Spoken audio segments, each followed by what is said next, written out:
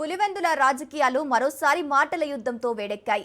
YCP chief Jagan పై అనుచిత వ్యాఖ్యలు చేస్తున్నారంటూ TDP నేత బీటెక్ రవిపై ఎంపీ అవినాష్ రెడ్డి తీవ్ర స్థాయిలో ఆగ్రహం వ్యక్తం చేశారు.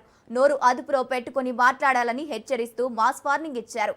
రాజకీయాలు అంటే విమర్శలు సహజమే అయినప్పటికీ వ్యక్తిగత స్థాయికి దిగజారి మాట్లాడడం తగదన్నారు.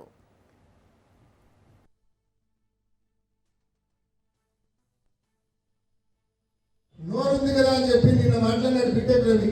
ఎంత మాట్లాడితే వాడు వీడు నా లెవెల్లో మాట్లాడినాడు. నీ గురించి అట్లా మాట్లాడడానికి నాకు ఎంతసేపు చెప్పు. నువ్వెంత, నీ బతుకెంత? ఈ పురుగులకు కళ్ళ వేసి ముగ్గురు దొంగతనం చేసి బతికేవాడు నువ్వు, ఇసుక దొంగతనం చేసి బతికేవాడు నువ్వు జగన్మోహన్ రెడ్డి గారి గురించి నోటికి వచ్చేట్టు మాట్లాడేవాడుగా. నోరు జాగ్రత్తగా పెట్టుకో, మర్యాదగా మాట్లాడు. నీ బతుకు గురించి మాట్లాడడం మొదలు పెడితే మేము అధికారంలో ఉన్నప్పుడు అతను 12 కోట్లు పెట్టి ఎమ్మెల్సీ పదవి నేను రిజైన్ చేస్తా, మీరు ఆమోదించుకొని మీరు కావాల్సిన వాళ్ళకి ఇచ్చుకోండి, నేను అమ్మేసుకుంటాను ఆ పదవి. అదేవిధంగా ఆ తర్వాత మీరు జాయిన్ చేసుకుంటే వైసీపీలో చేరుతా, మీరు జాయిన్ చేసుకోకపోతే నేను రమేష్ను పెట్టుకొని నేను బీజేపీలోకి వెళ్ళిపోతా అని ఆయన చెప్పిన మాటలు సాయిరెడ్డి గారి దగ్గర పోయి చెప్పినాడు. జగన్మోహన్ రెడ్డి గారు నో చెప్పినాడు. ఇదే ఆయన బతుకు. పదవిని అమ్ముకునే దౌర్భాగ్యమైన బతుకాయింది.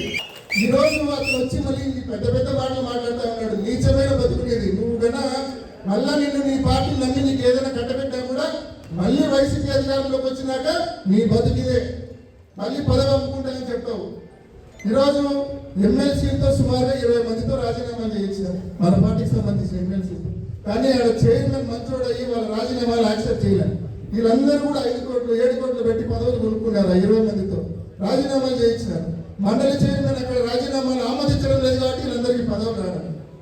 అంటే పదవి అమ్ముకునే పరిస్థితి నుంచి ఈ రోజు కోట్లు పెట్టి పదవి కొనుక్కునే పరిస్థితి వరకు నువ్వు వచ్చినావంటే పులివెందులకు ఏ స్థాయిలో